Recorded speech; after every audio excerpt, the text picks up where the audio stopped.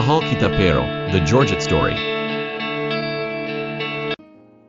Dear Papa Dudut, love conquers all ang sabi ng nakakarami sa atin. Pero ang totoo ay hindi pag-ibig ang solusyon sa problema ng isang magkasintahan, kundi ang pagharap mismo rito at pagresolba sa suliranin na inyong pinagdadaanan. Magandang araw sa inyong lahat. Georgette na lang ang itawag ninyo sa akin. Isa akong grade 2 teacher, Tubong Legazpi, Albay, na ngayon ay nakatira na sa Quezon City. Sa Manila ako nag-aral ng kolehiyo at nung nakakuha ako ng lisensya bilang isang guro ay minabuti kong ipagpatuloy na lamang ang buhay ko sa syudad.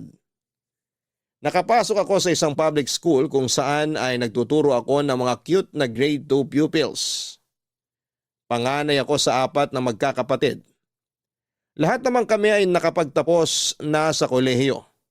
Kaya naman hindi na problema sa pamilya ko kahit na nakabukod na ako. Nakapagbibigay pa rin naman ako ng tulong sa mga magulang ko sa probinsya. Kahit papaano kaya naman nakakatulong pa rin ako sa kanila kahit nakatira na ako sa malayong lugar. Papa Dudut, kaya ko po mas piniling manatili na lamang sa Maynila ay dahil mas malaki at mas malawak ang oportunidad dito. Isa pa ay dito na rin ako nakabuo ng bagong buhay kasama ang mga kaibigang nakilala ko. Sa lugar na ito na rin ako nakahanap ng pag-ibig sa pamamagitan ng co-teacher ko na si Tati.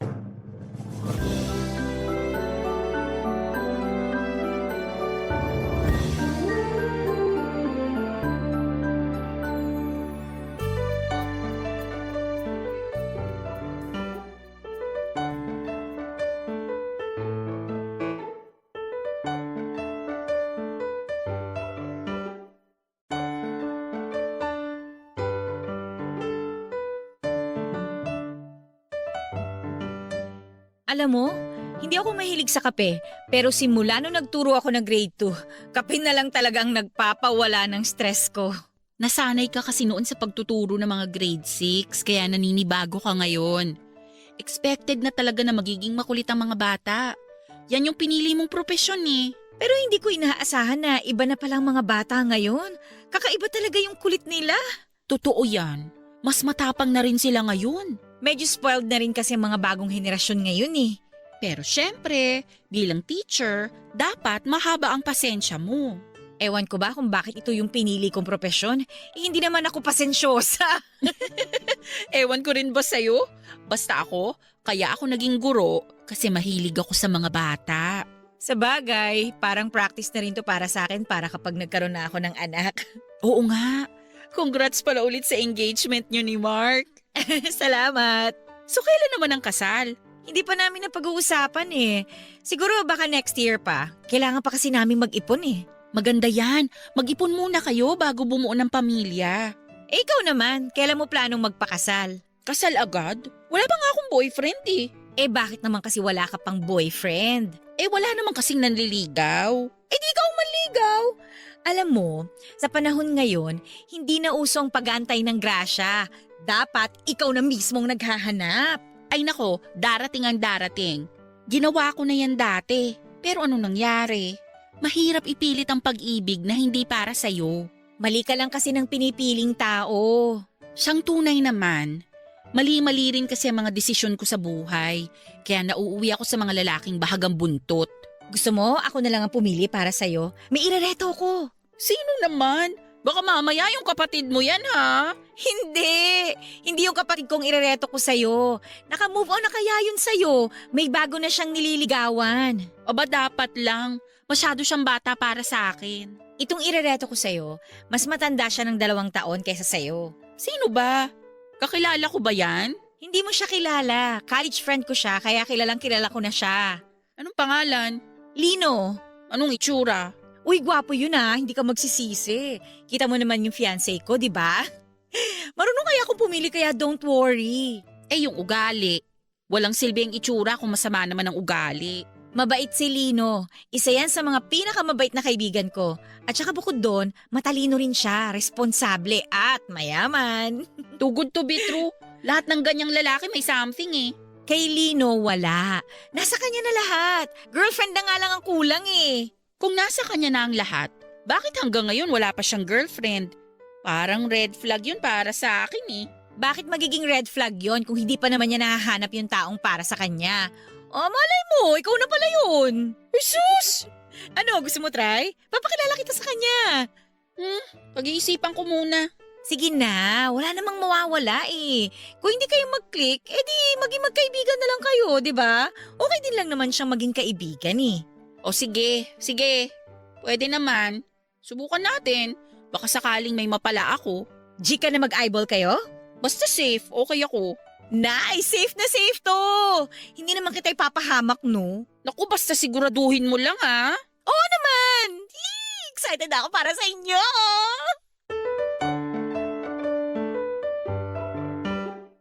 Tuwing Sabado ay nakagawian na naming mga teacher ang lumabas para mag-unwind matapos ang buong linggong pagod sa pagtuturo. Dahil halos nasa same age group din lang naman kami ay lagi kaming kumakain sa labas. Minsan ay nanonood ng sine o di kaya ay namamasyal sa park at mall. Isang Sabado ay inanyayahan ni Tati si Lino ang lalaking gusto niyang ireto sa akin para sumama sa isang dinner. Nagulat ako dahil hindi niya ako inabisuhan na nung araw na yon na pala niya kami ipapakilala sa isa't isa. Hindi ko inaasahan ang itsura ni Lino. Malayo siya mula sa lalaking inimagine ko noong idinescribe sa akin ni Tati ang itsura nito. Mukhang mayaman ang lalaki, halata ito sa kung paano niya dalhin ang kanyang sarili. Puting polo, cargo shirts at sapatos lang ang suot niya ng gabing yon. Pero ang lakas makamayaman ang dating nito. Bigla tuloy ako na-intimidate dahil parang ang layo ng agwat ng estado naming dalawa. Bukod sa maayos na pananamit ay maganda rin ang physical features nito. Maganda ang katawan niya, makinis ang kutis, maayos ang buhok at maliwalas ang kanyang mukha. Nahiya nga ako dahil hindi ko alam kung papaano ko siya i-approach. Pero kahit na ganoon ay naging magaan naman kausap si Lino. Mabait siya, magalang at humble. Pagkatapos ng dinner namin ay inihatid niya kami ni Tati pauwi. Nauna naming ibinaba si Tati at noong papunta na kami sa bahay ko, ay doon namin mas kinilala ni Lino ang isa't isa. Kahit sasakayan mo na lang ako ihatid. Nakakahiya eh. Sa kabilang direksyon pa naman ang uwi mo. Sobrang out of the way pa uwi sa inyo. Hindi, okay lang. Saka isa pa, sa akin ka ibinili ni Tati. Nagtiwala yun na makakauwi ka ng safe. Ano ka ba? Kaya ko naman ang sarili ko. Mas mapapanatag din ako na maihatid kita ng safe. Nakakahiya kasi. Pwede namang mag-commute na lang. Nagpumilit pa kasi si Tati eh. Naabala ka patuloy namin. Wala yun. Ako rin naman ang namilit na ihatid kayo eh. Salamat pala sa paghatid sa amin ah. Wala yun. Nabanggit pala sa akin ni Tati na college friends kayong dalawa. Oo, college friends nga kami. Pero paano naman kayo nagkakilala? Eduk siya tapos ikaw naman business. Magkaiba kayo ng kurso na kinuha. Mahabang kwento. Sabihin na lang natin na nagkakilala kami by chance. Ah, okay. Kayo, paano naman kayo naging magkaibigan ni Tati? Sa school, pareho kaming grade 2 teacher kaya mabilis kaming naging close. Pareho din kasi kaming probinsya. Saan province mo? Albay, sa Legazpi. I see. Bakit mo naman naisipan dito mag-work? Dito kasi ako nag-aral. Dito na rin ako nagkaroon ng mga bagong kaibigan. Kaya naisip ko na dito ko na lang din ituloy ang buhay ko. Plano ko na rin namang bumukod sa amin eh. Mas malaki rin ang opportunity dito sa Maynila. Sa bagay, may point ka naman. Ikaw, may province ka rin ba? O dito ka na talaga lumaki? Born and raised na ako dito sa Manila. Yung mother ko, from Tugigaraw. Pero lumipat sila dito para sa job opportunity. Tapos dito na rin siya nakapag-asawa. Bale, marunong ka mag-Ilocano niyan. Actually, hindi. Never akong tinuruan ni mama eh. Nakakalungkot naman. Eh di sana multilingual ka na kung sakali kasi marunong ka sa Filipino, English, tapos Ilocano sana. Parang hindi ko rin naman kailangang matuto ng mag-Ilocano. Kasi hindi naman na kami nagpupunta sa Tugigaraw. Bakit hindi na? Wala na kaming pamilya dun eh. Parang isang beses lang ako nakabisita dun nung buhay pa yung lola ko. Pero matagal na yun. 5 years old pa lang ako. As in, hindi na kayo bumalik dun ever? Hindi na. Simula nung namatay si Mama, parang nawala na rin yung part na yun sa buhay namin. Sorry, hindi ko alam na wala na pala mama mo. Okay lang. Matagal na rin naman yun. Okay lang din bang magtanong kung anong ikinamatay niya? Suicide. Oh my gosh! I'm sorry. Hindi ko maisip kung gaano kasakit yun para sa'yo. Sobra. Sobrang sakit nun para sa akin. Lalo na simula nung nawala si Mama, nagbago ang lahat. Pasensya ka na kung na-open ko yung topic na yun. I'm sure mabigat na usapin yun para sa'yo. Actually, pilit ko na kinakalimutan yung part na yun ng buhay ko. Mahirap eh. Kalimutan na lang natin yung tinanong ko sa'yo. Pasensya ka na ha. Okay lang. Pwede ka na palang kumaliwa sa sunod na kanto. Shortcut yan papunta sa bahay. Saan? Itong kanto na to? Oo yan. Tapos diretso lang tapos kaliwa ulit.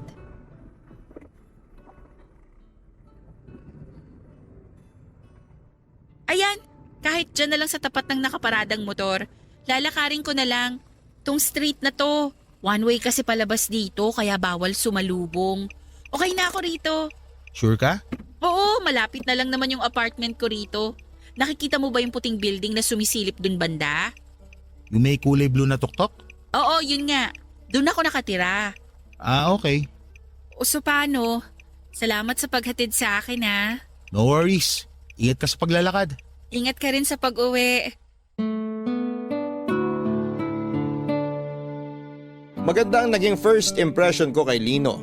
Hindi ko ikakailan na sa unang pagkikita pa lang namin ay na-attract na ako sa kanya.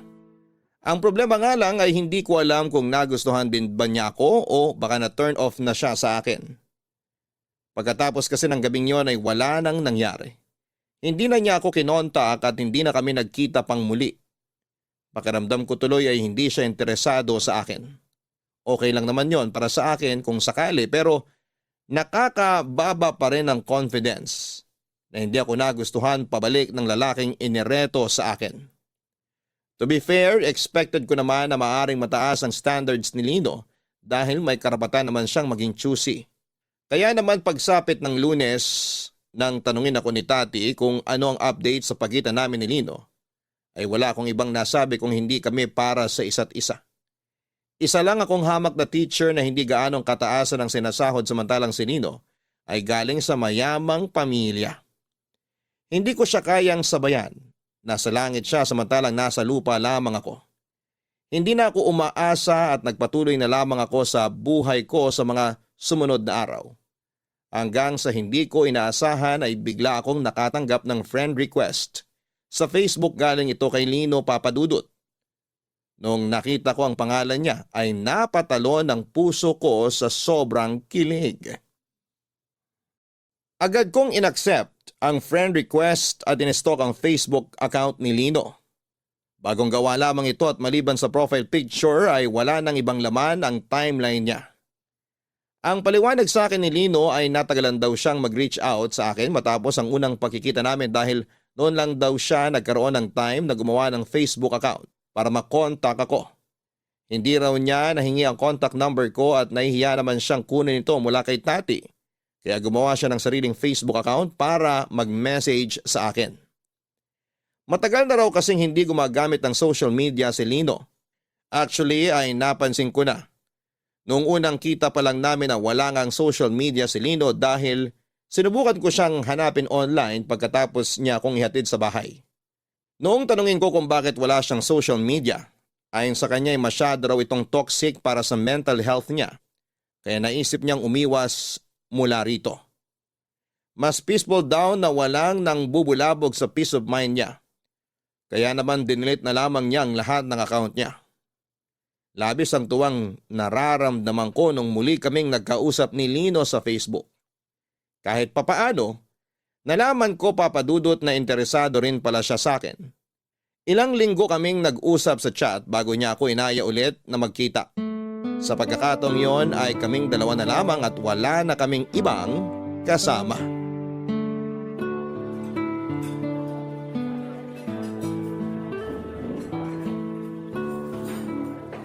Salamat at pinaunlakan mo tong invite ko sa'yo. Kailangan ko rin to.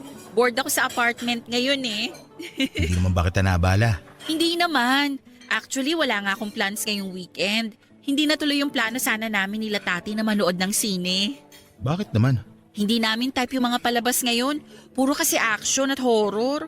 Ayaw daw nilang ma-stress kasi masyado nang ma-action at nakakatakot yung trabaho namin.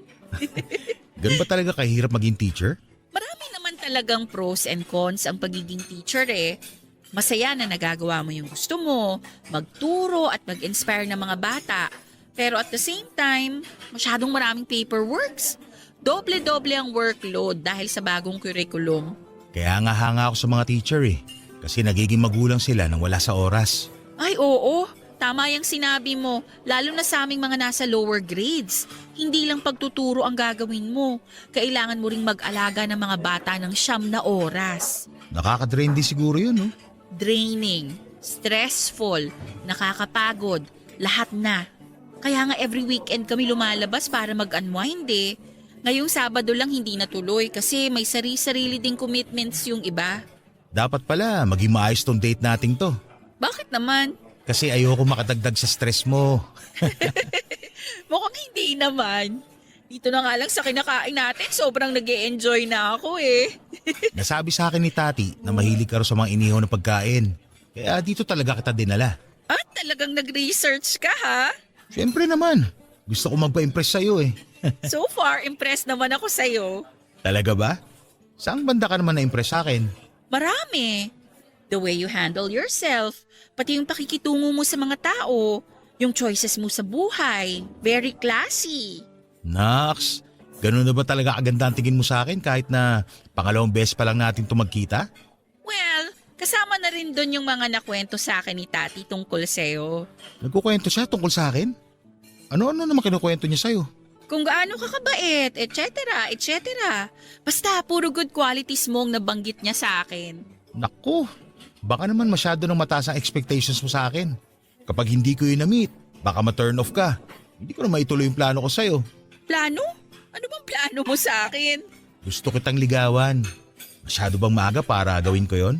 Gusto mo kong ligawan? Sana, kung available ka. Kung walang ibang nanliligaw sa'yo, baka pwedeng ako na lang. Sa ngayon kasi, ang tinatanggap ko lang na manliligaw ay yung taong handa na akong panindigan. Hindi ko kailangan ng short-term relationship lang. Hindi naman ako naghahanap ng pang short term lang eh. Ang gusto ko, yung makakasama ko na panghabang buhay. At bakit sa tingin mo ako yung taong yun? Hindi ko alam kung ikaw na ba yung taong hinahanap ko. Pero willing ako subukan. O di sige, subukan natin. Kapag hindi nag-work, wala tayong magagawa. Pumapayag ka na? Wala namang mawawala eh. Papadudot, nagulat ako sa paraan ng panliligaw na ginawa sa akin ni Lino. Ubusan ng yaman ang ginawa niya para lang mapasagot niya ako. Mula sa mga bulaklak, pabango, chocolate at kung ano-ano pang klase ng regalo. Lagi niya akong pinadadalhan ng sorpresa, hindi lang sa trabaho kundi pati na rin sa bahay. First time ko lang na magkaroon noon ng manliligaw na may kaya sa buhay kaya nanibago ako ng sobra sa mga ginawa niya. Naranasan ko na rin namang maligawan noon dahil nagkaroon na rin ako ng ilang boyfriend dati. Pero ibang-ibang experience na naranasan ko kay Lino. Sa kanya ko lang naramdaman na worth it din pala akong pagkagastusan. Na espesyal ako at dapat na inaalagaan. Dumating nga noon sa punto na na-pressure ako na sagutin na lamang siya dahil pakiramdam ko ay sobra-sobra na ang ginagawa nito para sa akin. Pero pinayuhan ako ni Tati na huwag madaliin ang lahat dahil hindi raw magandang magpasilaw sa mga material na bagay lalo na't nasa ligawan stage pa lamang kami. Ilang buwan ding pinatunayan sa akin ni Lino ang kagustuhan niyang mapasagot ako. Pagkatapos niya sa trabaho ay araw-araw niya akong hinihintay sa school para ihatid pa uwi. Lagi rin niya akong chinecheck sa trabaho o di kaya ay kinukumusta sa mga oras na hindi ko inaasahan. Pakiramdam ko noon ay sincere naman si Nino sa ginagawa niyang panliligaw. Isa pa ay gusto ko rin siya. Kaya naman naisip ko noon na sagutin na siya makalipas ang halos 3 buwang panliligaw. So ano, kumusta naman ang panliligaw sa'yo ni Lino? So far maayos naman. Sobrang nag-e-enjoy ako. Sabi ko naman sa'yo good catch talaga si Lino Pero bakit naman kaya ako? Sa dami ng babae dyan, bakit ako yung napili niya? Kasi magaling akong matchmaker, no? Ano ka ba? Hindi pa ba obvious na para kayo sa isa't isa? Siguro may nakita sa'yo si Lino na wala sa iba. Ang pag-ibig naman, usually wala yung dahilan Bigla na lang titibok yung puso mo para sa isang tao. Yun ang patunay na kayo ang para sa isa't isa. Ganun ba yun? Oo naman, ganun talaga yun. Kaya huwag ka na maghanap ng dahilan, ano? O so, kailan mo naman planong sagutin si Lino? Di ko alam. Kapag sure na siguro ako sa kanya. At bakit naman hindi ka pa sure? Ano ka ba? Di ko rin alam Ano ba yan? Lahat na lang hindi mo alam. So ano na lang yung alam mo? Basta ang alam ko, mabait si Lino. Sincere siya sa ginagawa niyang panliligaw sa akin. Pero Pero ano? Pero parang too good to be true kasi. Para siyang mga leading man sa drama na sobrang perpekto. Hindi ko siya makitaan ng butas. Parang walang mali sa pagkatao niya. At bakit mo naman kasi siya hinahanapan ng butas o ng mali? Ano ka ba? Kasi ayokong mabuhay sa pantasya na perfect guy yung dinidate kong lalaki. Wala naman ganun. Walang perpekto sa mundo. Mas gusto ko yung natural na tao lang. Nagkakamali rin, nakakagawa rin ng kasalanan. Yung ganong tipo. Siyempre yung perfect life ang ipapakita sa'yo ni Lino kasi nanliligaw yung tao Dapat best foot forward lagi. Alam nga naman pakitaan kanya ng hindi maganda. Di hindi mo na siya sinagot pag nagkataon. Di naman ako ganong tao Malawak naman ang pangunawa ko. Ayoko lang na may itinatago pala siya sa aking ugali tapos kapag naging kami na, saka na lang lalabas yung totoong kulay niya. Wala yung tinatago. Maniwala ka sa akin kasi matagal ko na siyang kaibigan. Wala siyang sabit, wala siyang criminal record, walang cheating history, walang bagsak sa klase. May daddy issues ng slight pero tolerable naman yun. Daddy issues? Anong ibig mong sabihin? It's not my story to tell pero trust me, hindi yun makakaapekto sa pagsasama niyong dalawa. Kung sa bagay, sapat na rin siguro yung ilang buwang panliligaw niya para patunayan yung sarili niya sa akin, no? Ikaw, nasa iyo naman yun Kung nagdadalawang isip ka pa, mabuti rin na bigyan mo pa ang sarili mo ng panahon para mag-isip. Huwag ka magmadali kasi ang tunay na pagmamahal, makakapaghintay naman yan Sa tingin mo? Oo naman Kung pursigido talaga si Lino na makuhang mga kamay mo, dapat paghirapan niya. Dapat maghintay siya hanggang sa maging ready ka na. Para nang sa ganun, walang sisihang mangyayari, walang regret. Gusto ko rin kasi na kapag sinagot ko siya, may dahilan. Hindi ba dapat ang dahilan na yun dahil mahal mo siya? Mahal ko na siya actually, pero tati, hindi ko alam. Hindi ko alam talaga. Alamin mo muna yung sagot bago ka pumasok sa relasyon. Nakakatakot din naman kasi yung pabigla-bigla ngayong knowing yung mga pinagdaanan mo sa past relationships mo, di ba? Maganda na yung maging sure. Pero sana lang kung sakali mang walang chance si Lino sa'yo, huwag mo na siyang paasahin ng matagal. Hindi naman sa walang chance. Ang laki ng chance niya sa akin. Sobra. Pero ayun nga, gusto ko lang din maging sure. Sobrang attracted ako sa kanya. Pero ayoko na yung attraction na yun lang ang maging rason kung bakit ko siya sasagutin. Basta, good luck sa inyo. Gusto ko lang na malaman mo na suportado ko kayong dalawa anuman ang mangyari. Papadudot, matagal akong nangarap na magkaroon ng relasyon kung saan ay ako naman ang inaalagaan. Sa mga previous relationship ko kasi lagi na lamang ako yung nagbubuhat ng relasyon. Lalo na sa huling naging boyfriend ko, na sa halip na maging masaya ay naging kalbaryo ang buhay ko. Imbis na mabigyan ako ng mga hindi malilimutang alaala ay puro mapapait na alaala ang iniwan sa akin ng ex ko. Nahulog kasi ang loob ko sa isang manipulative na sad boy. Tuwing nakagagawa siya ng kasalanan, ay madali lang niyang napapaikot ang ulo ko sa pamamagitan ng panggagaslight sa akin at paggamit ng maalam magpakailanman na kwento ng kanyang pamilya. Galing kasi siya sa hirap, breadwinner ng pamilya nila at nagsumikap na may taguyod ang 4 niyang kapatid.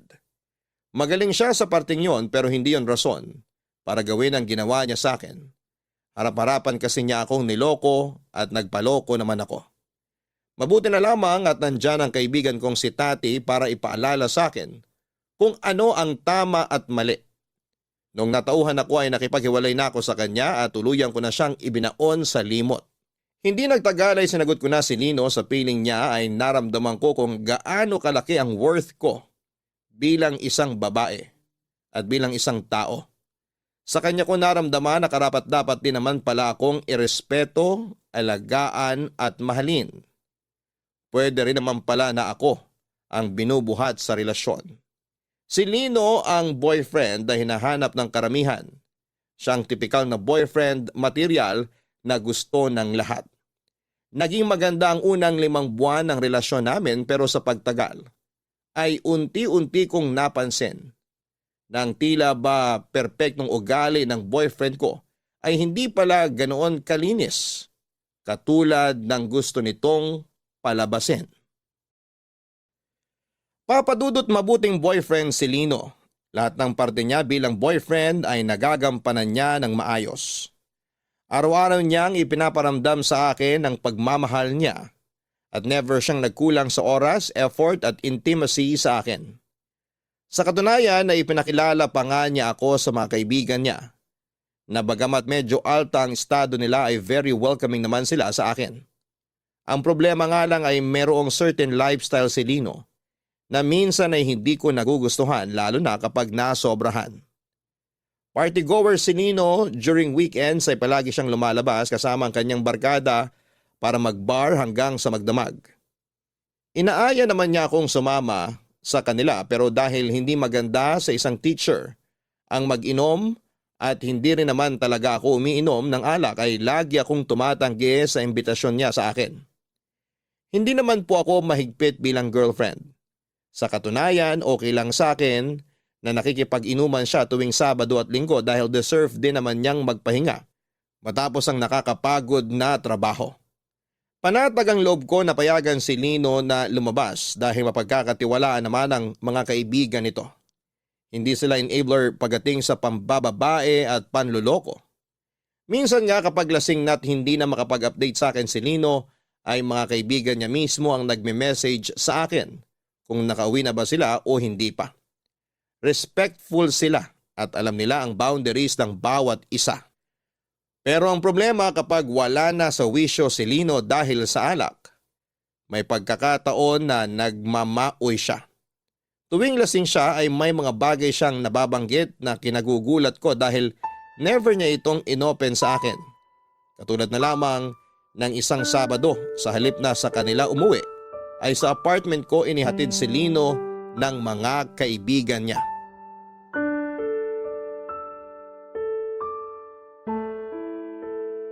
Lino! Lino, gumising ka muna dyan. Uminom ka ng tubig. Ha? Sige na. Kailangan mong ma-hydrate para mabilis ma-flush yung alak sa dugo mo. Georgette, anong ginagawa mo rito? Ikaw dapat ang tinatanong ko niyan. Nandito ka sa apartment ko ngayon. Dito ka dinala ng mga kaibigan mo. Ha? Akala ko nasa bahay ako. Wala ka sa bahay nyo. Nandito ka sa apartment ko. O heto, inumin mo muna yung tubig.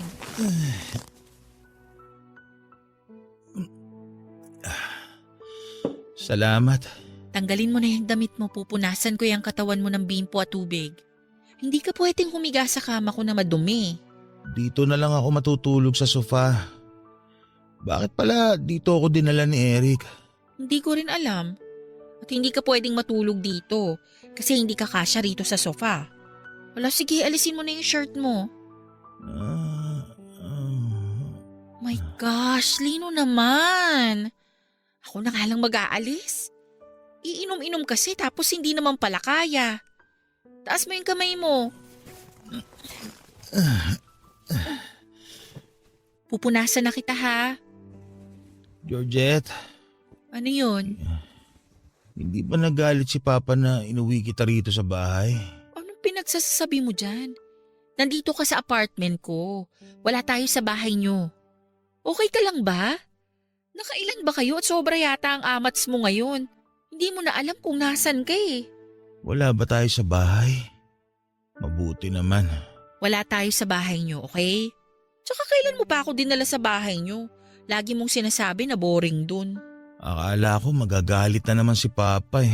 Ano ba kasing meron sa inyo ng tatay mo? Hindi ba kayo bate? Bate?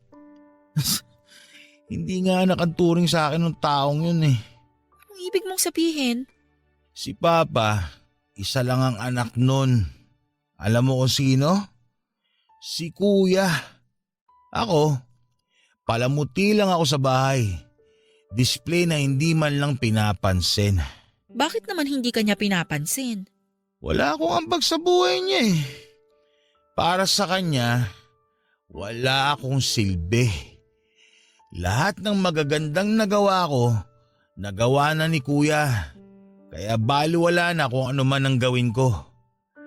Ako lang yung anino ni Kuya. Hindi pinapansin, hindi nakikita. Lino, bakit ngayon mo lang to nakwento sa akin? Bakit ko na may kukwento tong masaklap na buhay ko sa taong mahal ko? Ayoko magmukhang sad boy na may dinadalang daddy issues. Ayoko magmukhang problemado sa harap mo.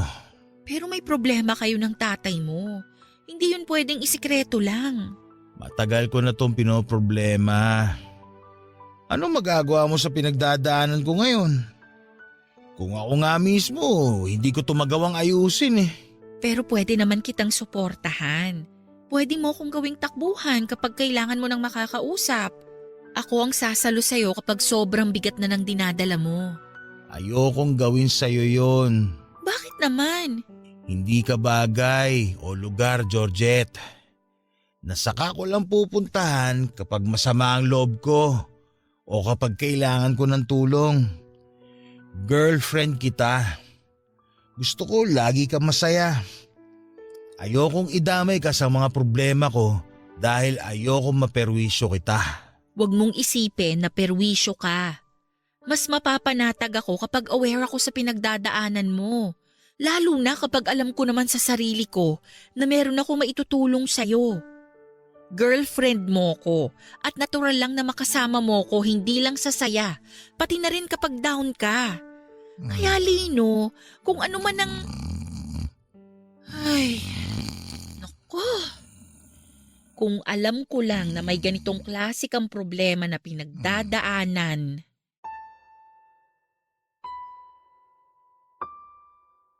Noong ko lang narinig mula sa boyfriend ko ang bagay na yon, Papa Dudut.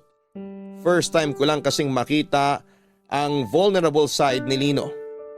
Hanggat maaari kasi, ayaw niyang nagpapakita siya sa akin ng kahinaan.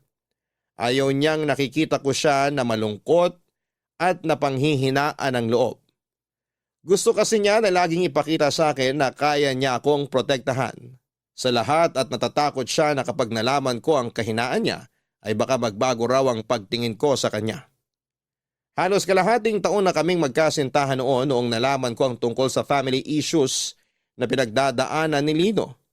Hindi rin kasi siya masyado nagkwekwento sa akin tungkol sa mga problema ng pamilya niya kaya naman nagulat ako. At sa parehong pagkakataon ay nakaramdam ako ng awa para sa kanya. Kailanman ay hindi ko naranasan ang magkaroon ng pabayang magulang. Dahil simula pagkabata hanggang sa ngayon, ay ramdam na ramdam ko ang pagmamahal at pagsuporta sa akin ng mga magulang ko. Noong gabi ding yun ay nag-gets ko na kung bakit sa halip na sa bahay nila ay sa akin inuuwi si Lino ng mga kaibigan niya. Mas magandang sa akin na muna siya umuwi habang lasing ito dahil baka mas lalo lang lumala ang problema nila ng kanyang ama kapag doon pa siya umuwi. Kinaumagahan noong nahimasmasan ay walang maalala si Lino sa mga nangyari o napag-usapan namin noong gabi. Ni hindi niya alam na sa akin siya umuwi. Gusto ko man siyang tanungin tungkol sa mga problemang isinare niya sa akin ay ayoko namang manghimasok sa buhay niya. Kaya hinantay ko na lamang siyang mismo ang mag-open on sa akin. Sa halip ay si Tati na ang pinagtanungan ko tungkol sa nakaraan ni Lino. Tati, may tanong ako sa'yo. Ano yun? Kapag may nalaman kang meron palang malaking sikreto na tinatago sa'yo yung boyfriend mo, anong magiging reaksyon mo? Depende kung anong klaseng sikreto yun. Kung may iba siyang babae, syempre magagalit ako, no? Kung nalaman kong bakla pala siya, magugulat ako.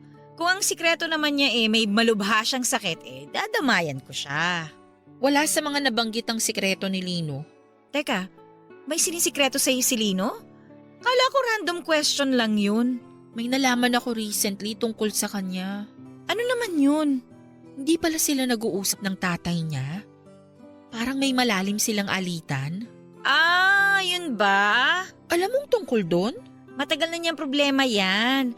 Kung may isang bagay man na red flag kay Lino, yun na yun. Yung problema niya sa tatay niya. Paano mo alam ang tungkol doon samantalang ako, hindi man lang niya nababanggit sa akin na hindi pala sila in good terms ng tatay niya? Matagal na kaming magkaibigan ni Lino, di ba? Malamang alam ko yung buhay niya nun.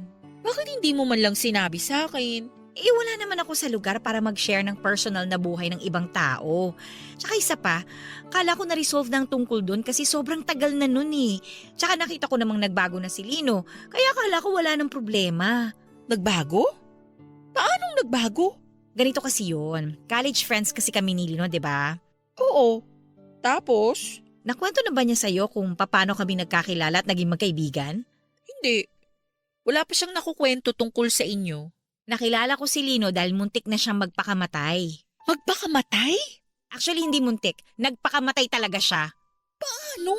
Ganito, bago kami nagkakilala niyan, parang kamamatay pa lang yata nung nanay niya nun eh.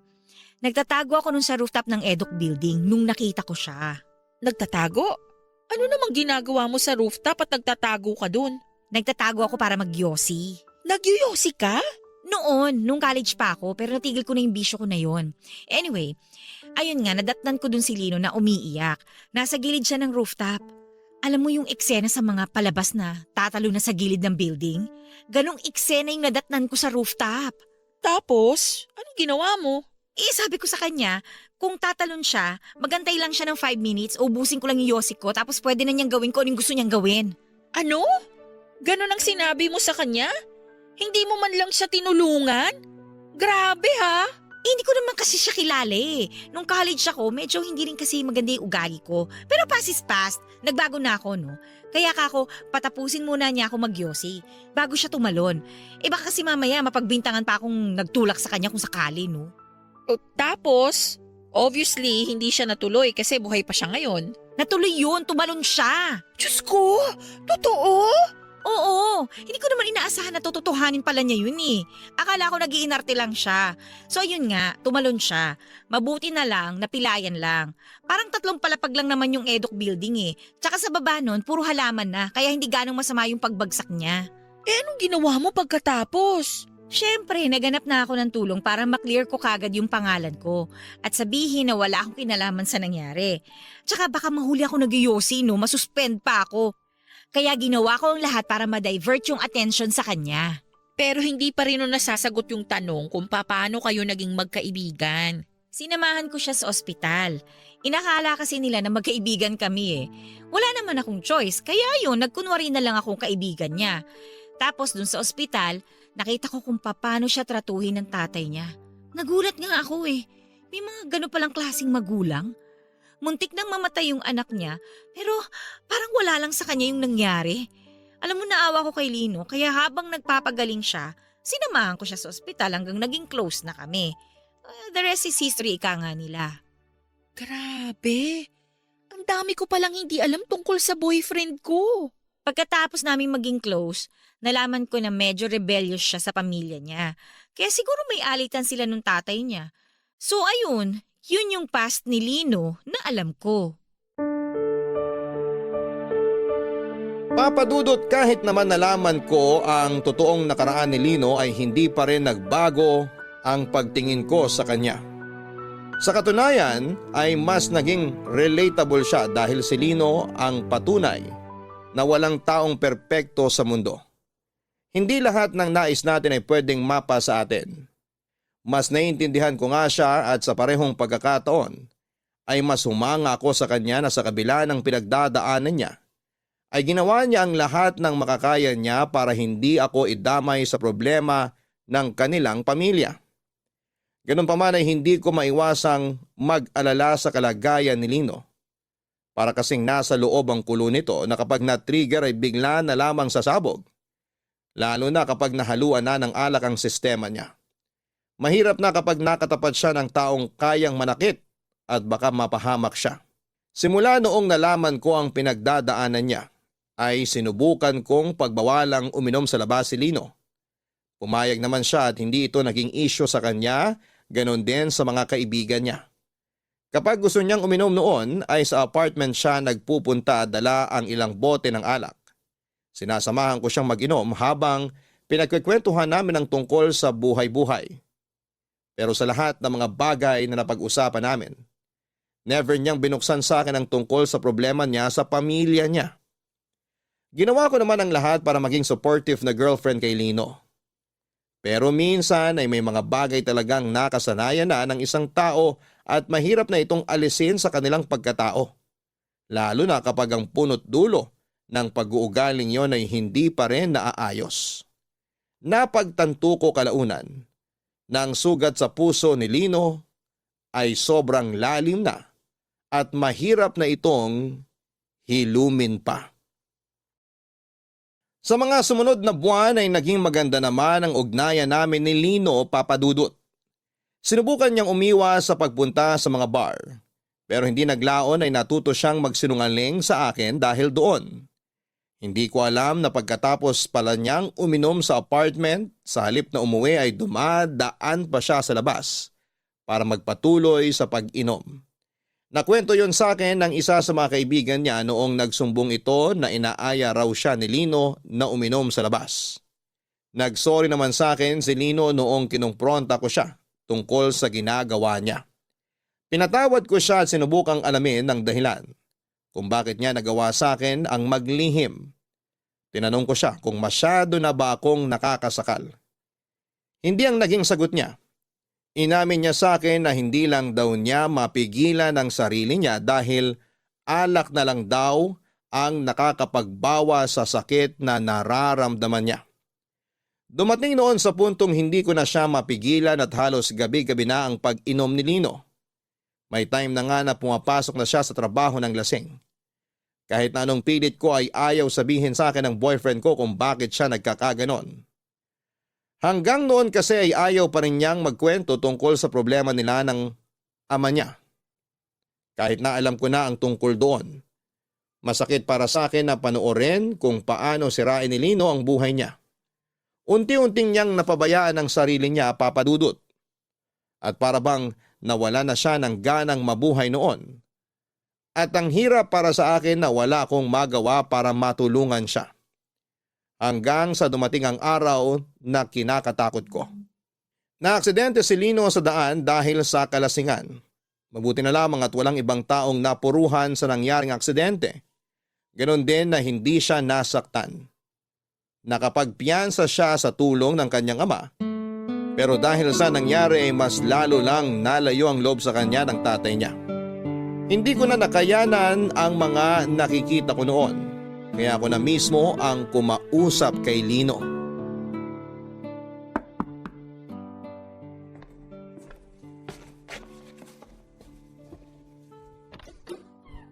Surprise! Lino? Anong ginagawa mo rito? Bakit hindi ka nagsabi na pupunta ka rito sa apartment? Biglaan lang. Minadaanan akong cake shop kaya binilang kita ng cake. Oh, halika, pumasok ka. Salamat. Maupo ka muna. Para saan naman yung cake? Wala lang. Gusto ko lang mag-celebrate. Mag-celebrate naman ng ano? Wala namang may birthday ah. Tapos na ang monthsary natin. Anong isi-celebrate natin? I-celebrate natin kung ano meron tayo ngayon. Ikaw, gusto kita i-celebrate. Itong relasyon natin. Itong pagsasama natin. Sandali nga. Ano yung nasa balikat mo? Wala to. Patingin? Sugat yan ah. Saan mo nakuha yan? Huwag mo na itong isipin. Gasgas lang to. Lino, sabihin mo ang totoo. Nag-away na naman ba kayo ng tatay mo? Kaya ka nandito ngayon sa apartment ng ganitong oras? Wala namang araw na hindi kami nag-aaway. Ay, hindi nyo na ba talaga maaayos yung problema ninyo? Maayos ang alin? Yung tingin niya sa akin na parang basura lang? O yung fact na si Kuya lang ang tinuturing niyang anak sa aming dalawa? Lahat. Lahat ng problemang pasan-pasan mo dahil sa away nyo ng tatay mo. Hindi na ba natin maaayos lahat ng yun? Georgette, wala sa akin ang problema. Kung wala sa'yo, bakit ikaw yung nagkakaganito? Bakit ikaw yung sobrang apektado? Nakikita mo ba ang sarili mo ngayon? Yang suot mo ngayon, suot mo pa yan kahapon. Nakausap ko kuya mo, ilang araw ka na raw hindi umuwi sa bahay nyo. Nag-uusap kayo ni Kuya? Kinontak niya ako dahil nag-aalala siya sa'yo. Tignan mo nga naman. Sobrang uliran talaga ng kapatid kong yun. Kaya mahal na mahal siya ni Papa eh. Alam mo ba? Nung bata-bata pa kami, ginagaya ko yung kapatid kong yun. Mula sa pananamit, sa pananalita, sa lahat ng bagay na ginagawa niya. Pilit ko siyang kinokopya. Alam mo kung bakit? Bakit? Kasi naisip ko na kung katulad ako ng kuya ko, baka mapansin din ako ni Papa. Baka sakali magustuhan niya rin ako kapag pareho na kami ni Kuya.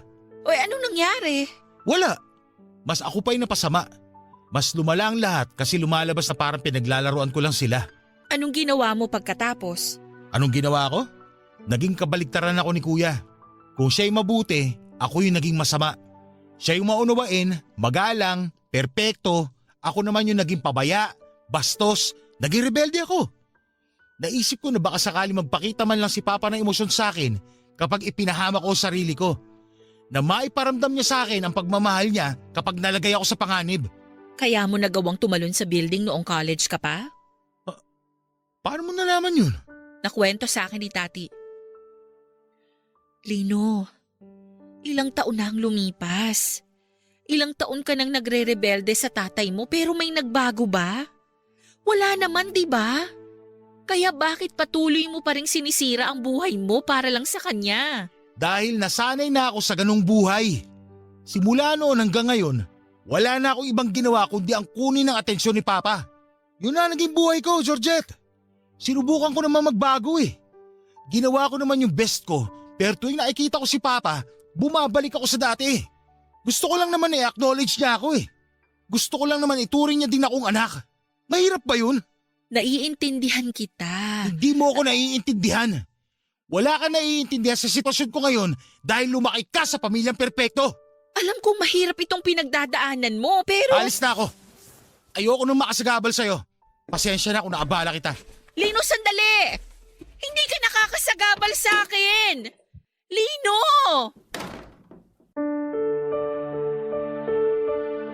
Papa Dudut, empath akong tao. Ibig sabihin ay madali ko lang na-absorb ang mga nangyayari sa paligid ko. Kapag malungkot ang taong kasama ko ay nalulungkot din ako. Kapag galit ito ay nasisira din ang mood ko. Kaya naman sa pagiging rebelde ni Lino sa kanyang tatay ay nadadamay ako. Minsan sa halip na pumasok ako sa eskwelahan, na maganda ang mood ay laging mabigat ang loob ko dahil alam kong hindi okay si Lino. Sobrang apektado ako sa mga problemang pasan-pasan niya. Sa puntong kasama na rin niya akong pumapasa ng mga ito. Okay lang naman sana sa akin yon. Gusto ko siyang samahan sa mga problema niya. Pero ang mahirap sa ginagawa niya ay hindi niya hinaharap ang problemang yon. Kaya tuloy hindi namin nalulutas ang mga pagsubok na pinagdadaanan ni Lino. Dahil lagi niya itong tinatakbuhan. Ayaw niya akong tumulong dahil ayaw niyang idamay ako kahit na hindi niya alam na nadadamay na ako nang hindi sinasadya sa alitan nilang mag-ama. May pagkakataon noon na bigla-bigla na lamang akong tinatawagan ng mga kaibigan ni Lino sa bar dahil nagwawala raw ito. May oras din na sa sobrang kalasingan ay ako na ang sumusundo sa kanya ng madaling araw dahil hindi na siya nakikinig sa mga kaibigan niya. Unti-unti ay napagod na ako sa ganong buhay namin ni Lino. Napagtanto ko noon na ako naman pala ang nagbubuhat ng relasyon namin katulad ng mga nakaraang relasyon na pinasok ko. Nagpatuloy ang pag-iinom-inom ni Lino kahit na pinagbabawalan ko siya. Hindi na siya nakikinig sa akin noon. Nakiusap nga ako sa mga kaibigan niya na huwag na lamang muna siyang samahan o isama sa mga galaan pero kahit ganoon ay matigas pa rin ang ulo ni Lino. Kahit mag-isa ay lumalabas siya. Konti na lang talaga at malapit na akong mag-give up noon sa kanya. Hanggang sa ang pangunawa ko para kay Lino ay tuluyan ang nawala noong isang gabi. Nabigla na lamang siyang umuwi sa apartment ko na lasing na lasing.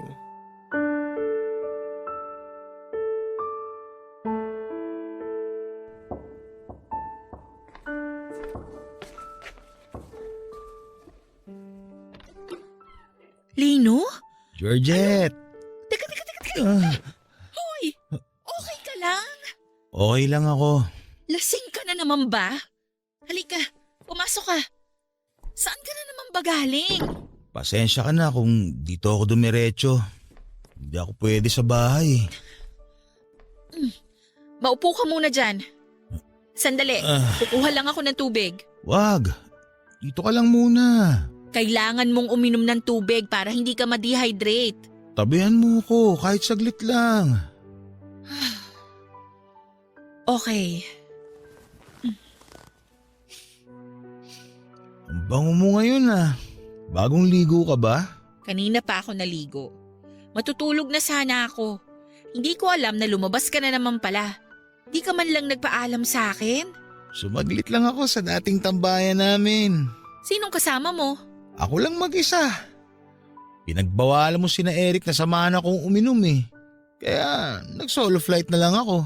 Kasi ayokong uminom ka. Hanggat maaari ayokong naglalasing ka. Lalo na't hindi mo kayang disiplinahin yung sarili mo. Okay lang yun. Kahit pagbawalan mo mga kaibigan ko, okay lang. Kaya ko naman kahit mag-isa eh. Sanay na ako mag-isa. Kaya ko mag-inom kahit walang kasama. Bakit ka na naman napainom ng wala sa oras? Kailangan ko pa bang sagutin yan? Sa tingin ko, alam mo na yung sagot eh. Dahil na naman ba sa tatay mo? Sino pa nga ba? Ano na naman bang nangyari sa inyo? Wala. Yun yung point. Walang nangyayari sa amin. Nakatira kami sa iisang bahay pero wala man lang siyang pake kahit ilang araw na ako hindi umuwi.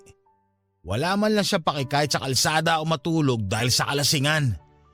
Yun ang problema, Georgette. Walang nangyayari sa aming dalawa. Dito ka na lang muna magpalipas ng gabi hanggang sa mawala yung tama mo. Magbihis ka na. Gamitin mo yung naiwan mong damit dito nung nakaraan. Nalabahan ko na yon. Dali, huwag ka munang umalis. Dito ka lang sa tabi ko. Lino, gabi na. Payakap lang. Ano ba? Lino, may pasok ako bukas. Please, pagbigyan mo na ako. Sa susunod na lang. Wala ako sa wisyo. Lino naman, tumigil ka na.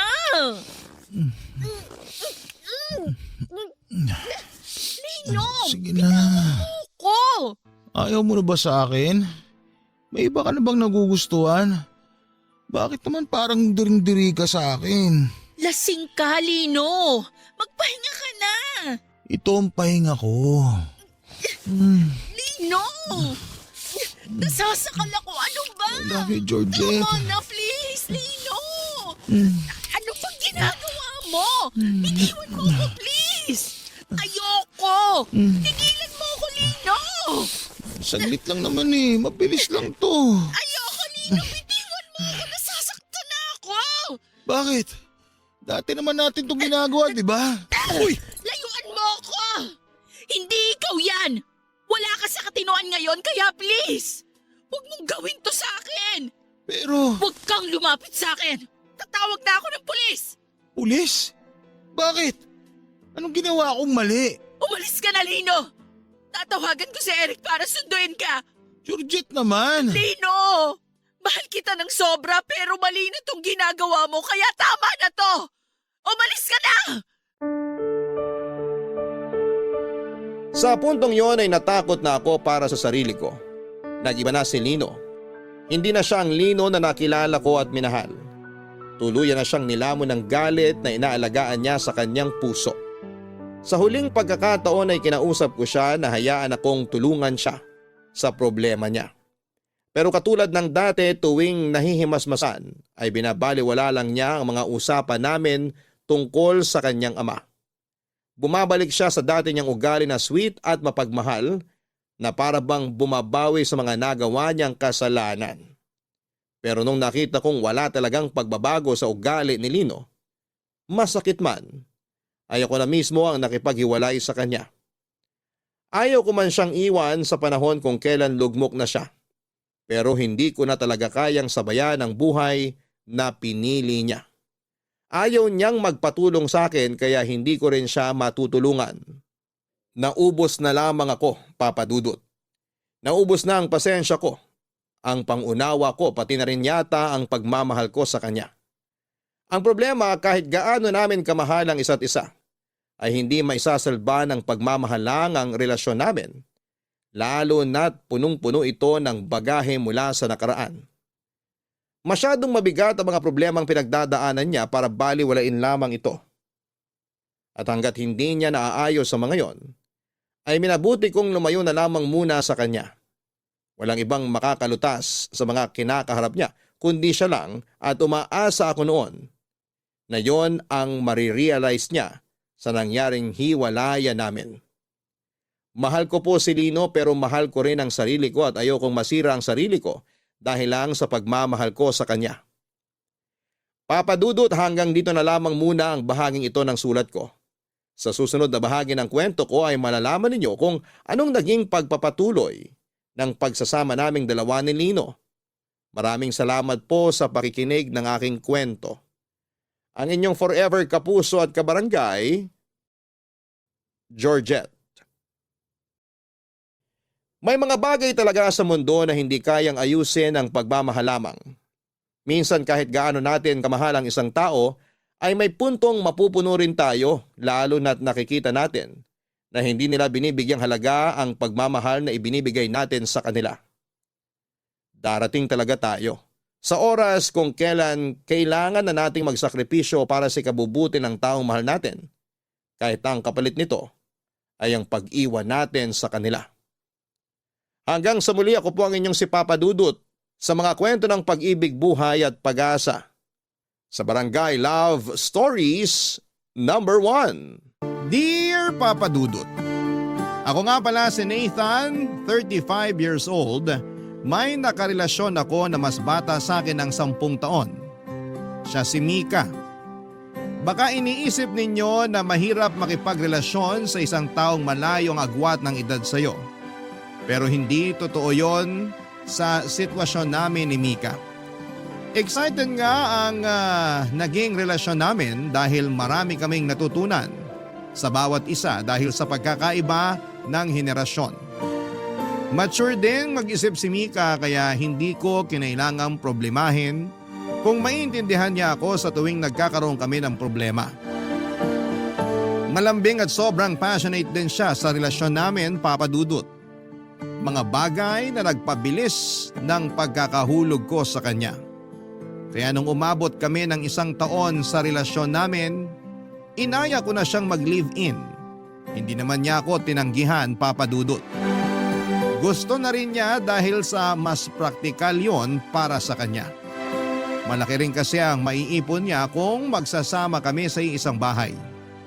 Hindi na niya kailangang magbayad ng upa, may sariling bahay kasi kami ni nanay. Noong nabubuhay pa si tatay ay ginapang niyang maibili kami ni nanay ng bahay. Kaya naman totoong praktikal kung titira na si Mika kasama ko. Wala na rin naman akong ibang gustong makasama sa bahay kundi siya lamang. Napag-usapan na rin kasi namin na magpakasal na at bumuo ng pamilya. Kaya naman nagpursige si Mika na makaipon ng malaki para pangtulong sa mga pangarap namin. Ganon din naman ako, Papa Dudut. Malaking inspirasyon si Mika para magkaroon ako ng ilulook forward sa future. Ganon ko siya kamahal. At alam ko noon na magiging masaya ang pagsasama namin sa iisang bahay. Hindi ko na rin kasi kayang mabuhay nang hindi siya nakakasama palagi. Ewan ko ba kung bakit ako tinamaan ng ganon kay Mika. Basta alam kong mahal ko siya at mahal niya ako, Papa Dudut.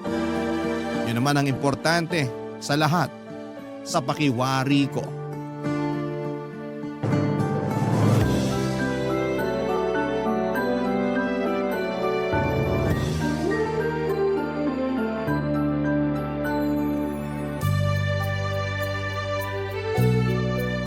Ikaw, kanina mo pa tinitingnan ang mga nunal ko sa batok ha? Hindi yan mawawala. Nandyan na yan forever. Binibilang ko lang. Baka kasi may tumakas. Bakit naman tatakas? Saan ang punta? Baka sa ex mo. Ewan ko. Di ko naman nababasa ang isip ng mga nunal mo. Pinagbawalan ko na silang bumalik sa ex ko. Toxic dun. Stress madalas sa mga nunal ko kapag nakikita ang ex ko. Kapag masasalubong natin ang ex mo, magsuot ka ng scarf sa leeg mo ha. Para hindi nila makita ang ex mo. Baka mamaya mag-relapse sila tapos pilitin kang bumalik dun. Tapos iiwan mo ako. Alam mo, hindi ko na alam kung nagbibiro ka pa o seryoso na yung iniisip mong magre-relapse ang mga nunal ko. Mahal lang kasi talaga kita. At mahal din kita. Yung mga nunal mo, natanong mo na ba kung mahal din nila ako? Hindi kami nakakapag-usap lately. Busy sila sa pagdikit sa bato ko. Pero, nafe-feel ko namang mahal ka rin nila. Bigyan mo lang sila ng time. Yan ang gusto ko sa'yo eh. Patol ka sa mga kalokohang sinasabi ko. Heto na naman siya. In love na naman po sa akin. Masisisi mo ba ako? Ang sarap mo kayang mahalin. Alam mo kung ano pa yung mas masarap? Teka, parang gusto ko yung pupuntahan niya na. Ano ba? Ano ba yung mas masarap pa? Halika, dikit ka sa akin para maibulong ko sa'yo. Exciting! Nathan, anak! Ay, pasensya na kung pumasok ako agad sa kwarto nyo. Ihahatid ko lang tong nilabhan kong damit nyo. Salamat, Nay. Sa susunod po, iwan niyo na lang sa labas ng pintuan ng kwarto namin. Ako na lang ang kukuha para hindi na kayo pumasok. Baka kasi daanan ng ipis. Bihira pa naman kayong lumabas ng kwarto nyo. O kaya, kahit iwan niyo na lang sa sofa. Hindi naman natin madalas ginagamit yung sofa. Itambak niyo na lang po ron. Kukunin ko pag bababa ako. Kakatok na lang ako sa susunod para hindi na tayo magkagulatan. Naisama niyo po bang laban yung medyas ko na pink? Oo, Mika. Kasama na rito. Hindi ko lang natanggal yung dumi sa talampakan. Saan ka ba kasi tumapak? Kahit anong kuskus ko, ayaw maalis eh. Hindi niyo lang siguro maayos na nalaban. Hayaan niyo na po. Hindi naman makikita ng ibang tao yung medyas ko. Thank you na lang po. Naganda ako ng merienda sa baba. Pumunta lang kayo kung gusto nyong kumain. Salamat, Nay. Ihintayin ko kayo. Lalabas na ako. Pakisara mo ng maigi yung pintuan para hindi na naman pumasok ng walang pasabi ang nanay mo. Sira kasi yung doorknob ng kwarto. Ipapagawa ko na lang bukas. Dapat ma-realize ng nanay mo na mali yung papasok ka na lang bigla sa kwarto ng isang tao nang hindi man lang kumakatok. Ganyan na kasi ang ginagawa ni nanay dati pa kapag nag-aatid ng labada sa akin. O kaya kapag may kailangan. 60 years old na kasi si nanay.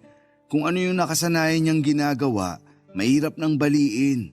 Intindihin na lang natin. Paano kapag maabutan niya tayo nakahubad? Ano na lang ang mukhang ihaharap ko sa kanya tuwing mag-aalmusal? Hayaan mo, ipapagawa ko na yung saraduan ng pintuan. Mas magandang kausapin mong nanay mo. Hindi tamang ginagawa niya. Nakakairita kasi yung ganyan. Walang respeto sa privacy ng tao. Huwag nang masira ang mood mo. O sige, kakausapin ko mamaya si nanay. Pero wag mo sasabihin na ako nag-utos sa'yo ha. Baka mas lalo niya akong kainisan. Ha? Hindi naman naiinis sa'yo si nanay. Mabait siya. Ramdam ko kaya na ayaw niya sa akin. Malakas ang kutob ko. Hindi lang kasi kayo masyadong nag-uusap. Lagi kasi tayong nakakulong dito sa kwarto. Advantage ng work from home. Kung pwede nga lang na huwag ka nang ilabas sa kwarto na to para magyakapan na lang tayo minu-minuto. Gusto ko yan. Ituloy na natin yung nabitin kanina. Nakakainis kasi yung nanay mo. Nabitin tuloy tayo. Mga padudot, 20 years old ako noong namatay ang tatay ko. Bago niya kami iniwan, sinigurado niyang magiging komportable ang buhay namin ni nanay. Bukod sa bahay ay iniwanan din niya kami ng sapat na halaga para matustusan ang mga pangangailangan namin hanggang sa makahanap ako ng trabaho. Ako nang nagpatuloy ng obligasyon kay nanay mula nung nagkatrabaho ako sa call center noong 22 years old ako. Kami na talaga ni nanay ang nagkasama hanggang lumagpas na ako ng 30. May mga naipon na rin ako para sa nanay ko para kung sakaling makapag-asawa na ako ay meron siyang sariling pera. Mabait ang nanay ko, Papa Dudut. Bihira lamang kaming magkaroon ng alitan. Dala lang ng pagkakaiba ng edad madalas ang pinagmumula ng away namin. Pero mabilis lang na hindi naman naaayos. Noong nalaman niyang sa bahay natitira si Mika ay hindi siya nakaimik. Pero hindi rin naman niya kinontra. Madalas kasing maglihim ng nararamdaman o opinyon si nanay. Tahimik at hindi pala salita si nanay.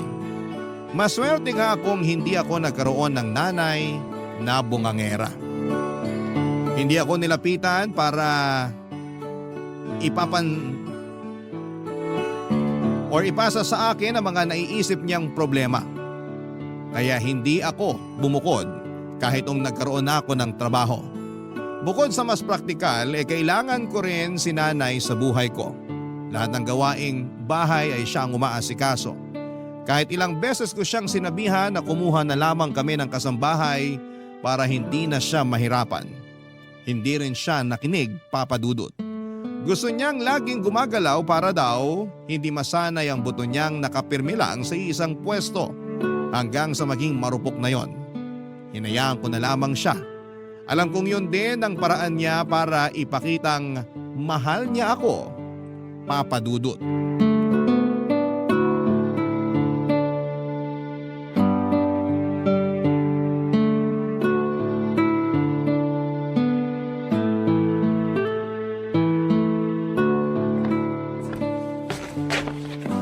Anak, Ano yun, Nay? asan si Mika? Lumabas po. Kinita yung kaibigan niya. Pabalik na ba siya o matatagalan pa? Mukhang mamayang gabi pa siya makakauwi. May kailangan po ba kayo sa kanya? Ikaw lang ang kailangan ko sana makausap tungkol sa kanya. May nangyari po ba? Hindi ko na kasi alam ang gagawin. Sabihin niyo na sa akin, Nay. Ano po ba yun? Kaya mo bang mapagsabihan si Mika na siya na lang ang maglaban ng panty niya? Hindi niyo na po ba kayang maglaban, Nay? Kasi pwede na talaga tayong kumuha ng kasambahay para hindi ka na rin mapagod. Kaya ko namang maglaba kahit maong na pantalon mo pa yan. Malakas pa ang mga kamay ko. Kaya lang, hindi ako komportable na nilalaban ng panty ni Mika.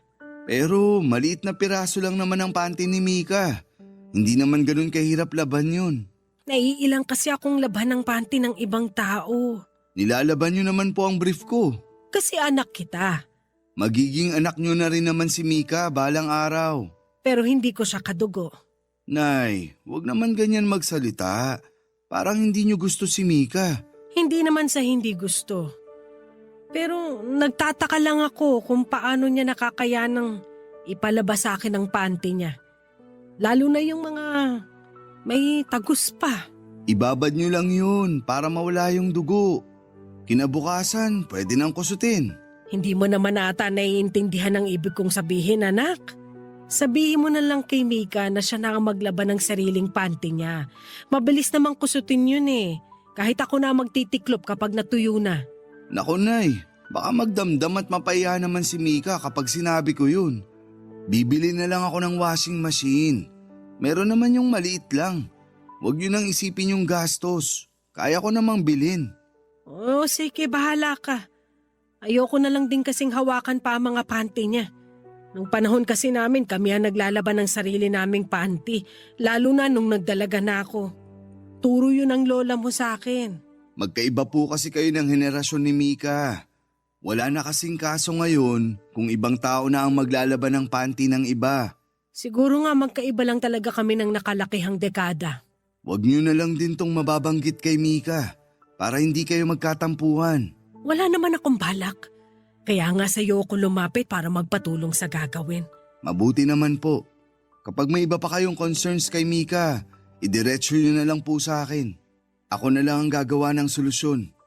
Huwag na natin siyang abalahin, lalo't laging puyat. Tapos ang dami pa niyang iniisip na problema. Ah, ganun ba? Sige anak. Mas kaya namang kitang lapitan kaysa sa kanya. May iba pa po ba kayong gustong sabihin? May kailangan pa po bang gawin? Dapat na ba talaga tayo magpalit ng bigas? Sinabi kasi ni Mika sa akin na gusto niya ng brown o kaya red rice. Nagda-diet kasi si Mika. Saka mas maganda sa kalusugan ng ganyang klase ng bigas kaysa sa puti. Pero hindi ko gusto ang lasa ng brown o red rice. Makakasanayan nyo rin, Nay. Sa umpisa lang maninibago yung panlasa nyo. Masarap pa rin naman. Mas gusto ko ang puting bigas. Kahit ako rin naman. Pero unahin na natin kung saan kayo mapapabuti. Ako ba? O si Mika? Siyempre, para sa inyong dalawa. Ang makakabuti sa akin ay yung puting bigas. Doon ako magiging masaya. Alam mo namang mahilig ako sa kanin. Ganito na lang po. Bibili na lang ako ng brown o red rice ni Mika. Ituloy nyo pa rin yung white rice para sa inyo. Bibili rin ako ng isa pang rice cooker para sa bigas ni Mika. Ayos na po ba? Nasolusyonan ko na ba? Napaparami ng gastos mo, anak. Hindi ba pwedeng sanayin na lang ni Mika ang kumain ulit ng puting bigas? Pasensya na po. Bibili na lang talaga ako ng bigas niya at rice cooker na extra para wala nang problemahin. Papa Dudut, napansin ko ang pagtatampo ni nanay nang hindi ko siya mapagbigyan sa mga sinabi niya. Pero binigyan ko naman siya ng magandang solusyon para hindi ko na kailangang mamili sa kanila ni Mika. Mahal ko ang nanay ko kaya handa rin naman akong pagbigyan at pakinggan siya. Pero mahal ko rin si Mika at ayokong maggalit o magtampo siya sa akin kapag hindi ko kinuha ang panig niya. Kaya naman para lang walang reklamo ang bawat panig ay handa naman akong pagbigyan silang pareho sa bawat gusto nila. Hindi ko na rin pinabot sa kanilang reklamo o concerns ng bawat isa, Papa Dudut. Sa ganong paraan ay may iwasan ang gulo at tensyon. Napanatili ko naman ang kapayapaan sa ganong paraan pero may mga pagkakataon lang talaga na parang hindi sila mapagkasundo. Noong nalaman ni Mika na ayaw labhan ni nanay ang panty niya ay nagtampo ito sa akin. Lalo na noong nalaman niyang hindi i-hand wash ang kanyang panty. Very delicate daw kasi ang panty niya dahil branded yon. Nasaktan din siya dahil parang pinandidirihan daw ang kanyang panty hindi naman daw ito marumi. Pati ang binibili kong red rice para kay Mika ay naging issue na rin, Papa Dudut. Bakit daw hindi na lamang kami pare-parehas ng bigas at kailangang white rice pa rin ako at kay nanay? Minsan naaminin kong nahihirapan na akong pakisamahan silang pareho, Papa Dudut. Pero mahal ko silang dalawa. Ayokong maggalit sila sa akin. Ayokong wala isa man sa kanila sa buhay ko. Kaya sa abot ng makakaya ko ay gumagawa ko ng paraan para makaiwas sa pagtatalo. Barangay Love Stories. Barangay Love Stories. Papa Dudut, nahahalata na ang tensyon sa pagitan ni nanay at ni Mika. Hindi na rin ako masyadong makatulog sa kakaisip kung papaano ko ba mapagkakasundo ang dalawa. Alam kong normal na magkakaroon ng adjustment period sa kanilang dalawa. Magkaiba silang tao at malamang ay may mga pagkakaiba sila sa mga gusto at ayaw. Kahit naman kami ni nanay ay may mga hindi kami na pagkakasunduan. Nakasanayan lang namin ang isang araw ang mag-adjust sa bawat isa. Ganon din kami ni Mika.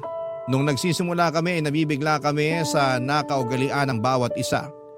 Pero nang tumagal ay alam na namin kung kailan pipitik ang isang tao. Alam na namin kung kailan dapat mag-adjust ang isang kapag merong problema o pagkakaibang kinakaharap. May kalahating taon nang nakatira si Mika sa amin. Imbis na umayos ang lahat ay mas lalo lang siyang napapalayo ang loob kay nanay. Ganon din si nanay sa kanya, Papa Dudut. Minsan nagpapanggap na lamang ako na kunwari ay hindi ko alam ang issues nila sa bawat isa. Kunwari ay hindi ako apektado. Pero kapag mag-isa ko na lamang at sinusubukan kong solusyonan ang hidwaan nilang dalawa, ay nakakaramdam na ako ng stress. Hindi ko alam at hindi ko pinapahalata sa kanila dahil baka lalo lamang silang magturuan kung sino ang may kasalanan. Hanggat kaya ko ay sinisikap kong maging pata sa kanilang dalawa. Hanggat kaya ko ay sinusubukan kong intindihin ang mga hinaing nila. Pero tao lang din ako. Hindi oras-oras ay kaya kong umunawa. Yun sana ang makita nila, Papa Dudut. Hindi ko sila kayang asikasuhin ng sabay at kalimutan ang sarili ko. Pero sa nangyayari, nabibitawan ko na ang sarili ko, wag lang silang magkagulong pareho. Tulad na lamang nung minsang napag-usapan ng para sa kaarawan ko. Masaya naman sana kaming kumakain lang ng tanghalian pero nabago ang lahat nang mapadako na ang usapan sa birthday ko.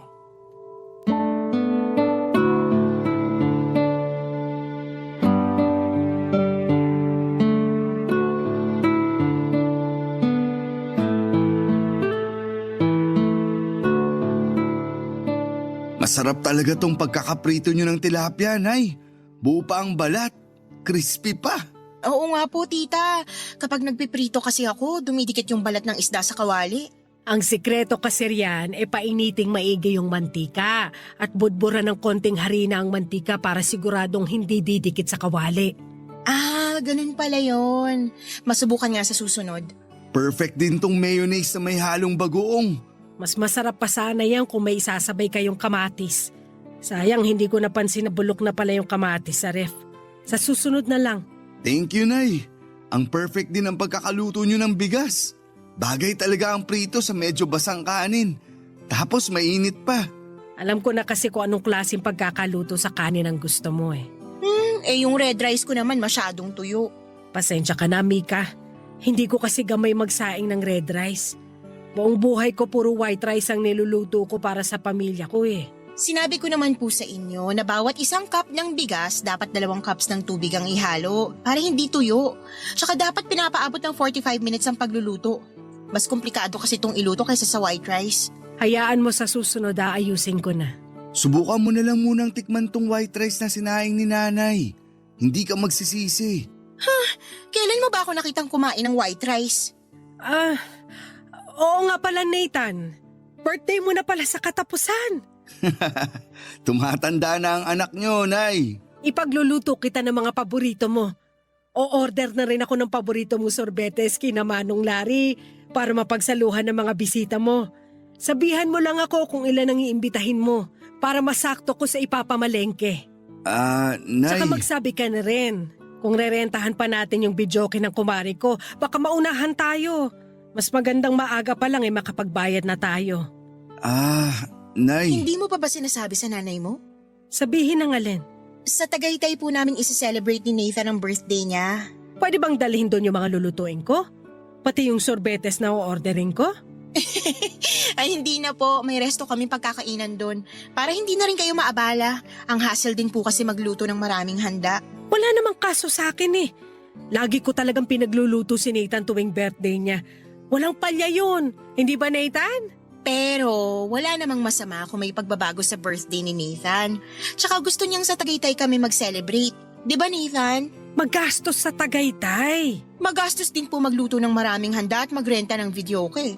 Pero magiging masaya naman si Nathan. Paborito ni Nathan ang Tagaytay. Sigurado akong magiging masaya siya ron. Di ba Nathan? Pareho namang pwede sa akin. Pareho akong magiging masaya sa sorbetes at Tagaytay. Mananawa ka sa ice cream sa Tagaytay. Iba't ibang flavor at siguradong malinis pa. Kung yan ang desisyon nyo para sa birthday ni Nathan, edi yan na. Pasensya, Nay, kung di ko agad nasabi. Ayos lang yun. Nabigla lang ako. Sana nasabihan ako agad bago ko ipinagkalat sa mga kakilala natin na maghahanda ako sa birthday mo. Pwede naman nating ituloy ang handaan. May hotel reservation tayo sa Tagaytay sa mismong birthday mo, di ba? Pwede namang maganda isang araw bago ang birthday ko. Para may mapagsaluhan din yung mga kaibigan at ibang kakilala. Okay na ba yon, Nay? O kaya isama nyo na lang ako sa Tagaytay para makapasyal din ako roon. Pwede naman, Nay. Ibubuk namin kayo ng kwarto sa parehas na hotel. Nathan, fully booked na yung hotel. Siningit lang tayo kasi may nag-cancel. May iba pa namang hotel na kalapit nung sa atin. Doon ko na ibubuk si Nanay para malapit sa atin. Nathan, Huwag na kayo magtalo. Naisip ko mukhang hindi rin kakayanin ng tuhod ko ang lamig ng Tagaytay. Pagbalik nyo na lang ako maghahanda. wag na po kayong gumastos nun, tita. Itabi nyo na lang yung pera para may pang-maintenance kayo sa tuhod nyo. Huwag kayong mag-alala. Uuwian namin kayo ng bulalo.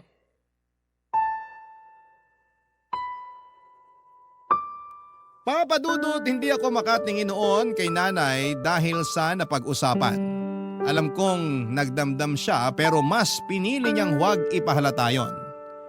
Nakonsensya ako at hindi ko man lang inisip na tradisyon na namin ni nanay na ipaghanda niya ako tuwing birthday ko. Lalo na yung pag-order ng sorbetes. Noong bata kasi ako'y mahilig ako sa sorbetes na binebenta ng pamilya ni Mang Larry.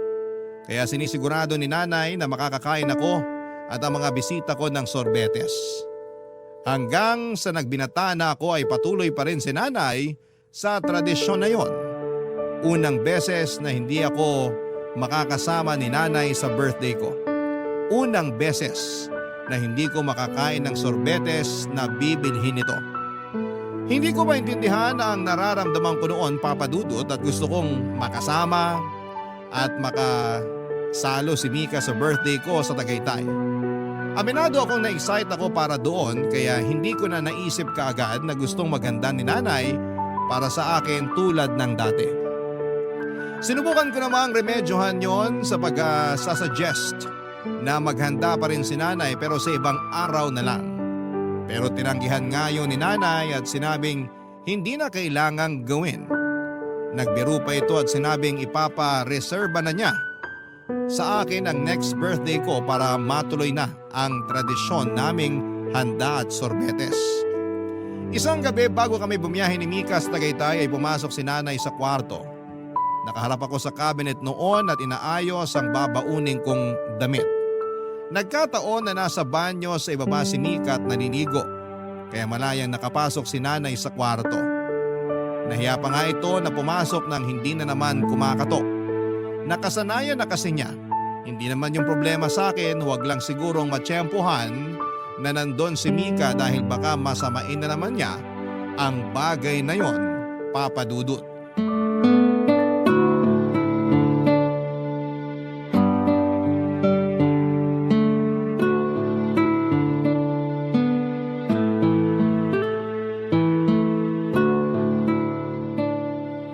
Nathan? Nay! Nakalimutan ko na naman kumatok.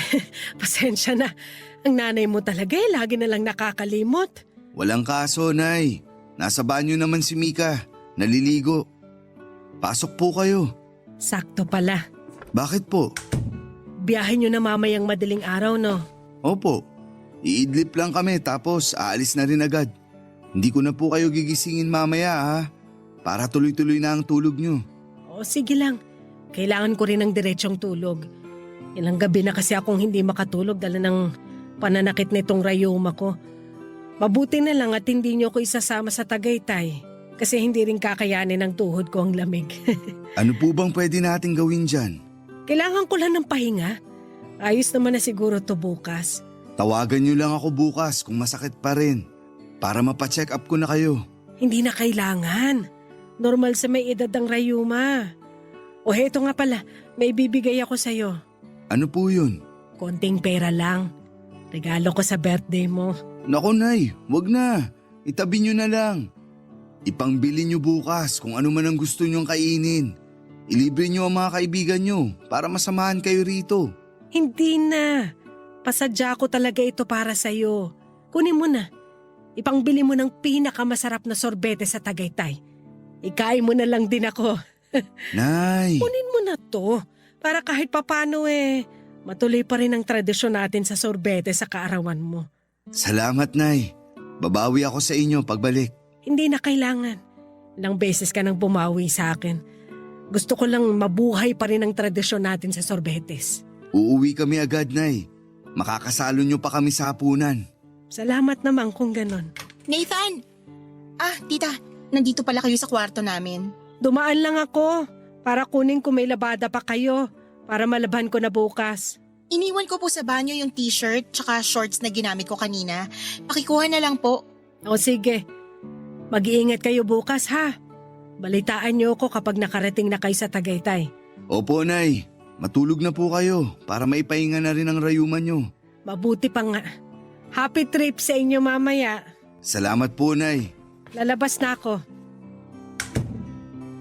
Kumatok bang nanay mo bago pumasok dito? Oo naman, sinanay pa ba? Akala ko kung basta-basta na lang pumasok dito eh. Mika, may sorbetes ba sa restaurant na kakainan natin? Meron naman. Bumili tayo ha. Bakit pa? Ang lamig sa Tagaytay. Mainit na kape dapat ang piliin mo. Gusto ko kasi ng sorbetes. Ang tanda mo na para sa sorbetes. Matulog na tayo. Maaga pa tayong babiyahe mamaya.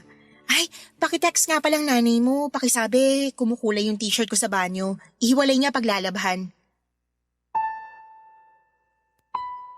Lumabas ako ng kwarto para kunwari ay bibilinan si nanay tungkol sa t-shirt ni Mika na kumukulay. Pero nagtungo ako sa banyo para kunin ang t-shirt na yon at ako na mismo ang magbababad. Hinintay ko na lumabas ang kulay at saka iniwan na sa banyo para makita ni nanay na kumukulay yon. Ayoko na rin kasing istorbohin pa si nanay lalo't kailangan niyang magpahinga. Hindi na ako nakatulog kahit nakahiga na kami parehas ni Mika. Iniisip ko pa rin si nanay. Naaawa ko sa kanya dahil maiiwan siyang mag-isa sa bahay sa mismong birthday ko. Iyon ang unang beses na magiging mag-isa siya sa bahay sa birthday ko. Alam kong malulungkot siya pero hindi ko na rin kasi alam ang gagawin. Gustuhin ko man siyang isama sa Tagaytay pero tinanggihan na niya. At gusto rin ni Mika na masolo ako. Hindi ko na alam kung saan ako lulugar. Nahihirapan ako. Sa biyahe pa lang namin ay napansin na ni Mika na parang hindi ako masaya. Nagtanong siya sa akin pero sinabi kong kinulang lamang ako sa tulog. Hindi naman na muling nagtanong si Mika. Nang makarating na kami sa Tagaytay ay nagbago na ang mood ko. Na-enjoy ko naman ang lugar lalo't maraming puno at malamig pa ang hangin. Nagsimula na rin kaming kumain sa restaurant na pinagdalhan sa akin ni Mika. Pagkaabot sa akin ng menu, hinanap ko kaagad kung merong sorbetes pero hindi raw available ng gabing yon. Nalungkot na noon ang pakiramdam ko pero hindi ko yon pwedeng ipahalata kay Mika. Kaya naman after namin kumain sa resto ay nakiusap ako kay Mika na dumaan kami sa isang 24/7 convenience store para makabili kahit na anong klase ng ice cream. Pinagbigyan naman niya ako. At bago matapos ang birthday ko ng gabing yon ay napangiti ako dahil nakakain pa rin ako ng sorbetes. Papadudot, natuloy pa rin ang tradisyon namin ni Nana. Barangay Love Stories. Barangay Love Stories. Papadudot pagkabalik namin ng bahay mula sa Tagaytay ay mainit kaming sinalubong ni nanay.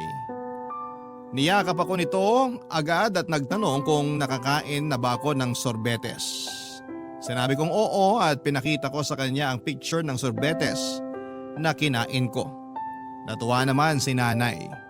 Mas lalo siyang natuwa nang sinabi kong gusto kong umorder ng sorbetes kay Mang Larry para mapagsaluhan namin. Agad niyang pinuntahan si Mang Larry para bumili ng sorbetes. Napailing na lamang si Mika. Gastos lang daw ang pagbili ng sorbetes dahil hindi naman siya kumakain noon. Sinabi ko na kami lang ni nanay ang kakain para pangbawi ko sa kanya sa birthday ko. Nagkibit balikat na lamang si Mika at saka nagtuloy nang pumasok sa kwarto namin para ituloy ang pahinga niya. Ako naman ay hinintay na makabalik si nanay para magkwentuhan kami papadudot. Nang nakabalik na si nanay, pinagtimpla niya ako ng kape at saka nakipagkwentuhan sa akin sa kusina. Hintay na lang daw namin ang sorbetes dahil i-deliver na lang daw mamaya. Nagtanong siya tungkol sa Tagaytay. Hindi pa kasi nakakapunta si nanay doon. Tuwang-tuwa siya na nakikinig. Ang sabi niya sana sa susunod ay makasama na siya. Ngumiti ako. Yun naman ang pinangako ko sa kanya at maglalaan ako ng oras para maipasyal siya sa Tagaytay. Tuwang-tuwa si nanay, panay ang palakpak niya. Nagtanong pa siya kung gaano kakapal ang dapat niyang isuot pangontra lang sa kanyang rayuma.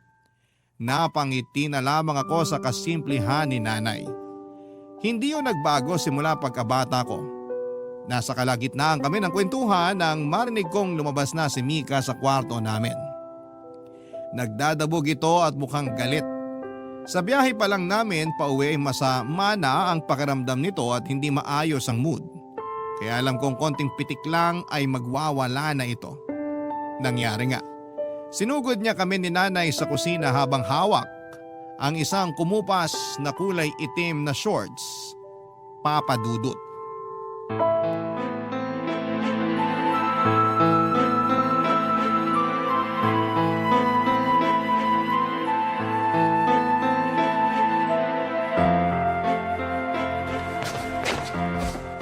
Tita! Ano yun? Bakit kumupas ng ganito tong black shorts ko? Kung di ko pa chinek ang mga nilaban yung damit ko, hindi ko pa makikitang siniraan yung shorts ko. Naku, hindi ko napansin. Patingin nga at Paano hindi nyo napansin kayong naglalaban ng damit ko? Mika, bibilan na lang kita ng bago. Hindi mo kailangan magalit ng ganyan. Wala ka nang mabibiling ganito dahil limited edition to. Tsaka, itong paborito ko. Hindi naman sinasadya ni nanay. Hindi talaga. Akala ko design yung pagkakakupas. Ang tagal nyo nang naglalaban ng damit ko, hindi nyo pa rin alam na hindi to design ng shorts ko? Mika, Hindi ko nga rin alam kung bakit hindi ako nakakatanggap ng thank you sa'yo sa paglalaba ko ng damit mo, lalo na ng panty mo. Bakit ako magse-thank you? Nag-aambag naman ako para sa gastusin dito sa bahay. Akong bumibili ng sabong panlaba at nagbabayad ng tubig. Pero mahirap bang magpasalamat kahit minsan? Ang hirap manalo sa'yo, no? awat na Mika. Sumasakit na ang ulo ko.